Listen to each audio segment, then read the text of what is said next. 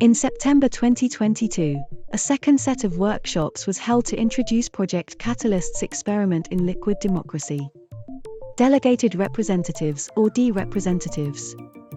What is liquid democracy?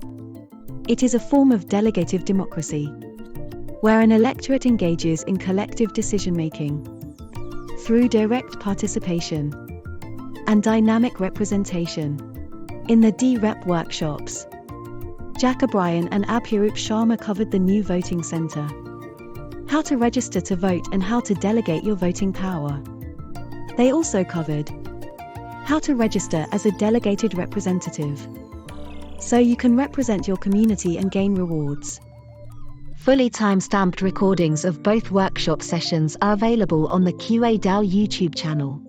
Extensive documentation including embedded slides, all questions and answers and transcripts are available on the Community Governance Oversight Getbook. If you have any further questions, check out the Project Catalyst Discord server and post in the DRep channel.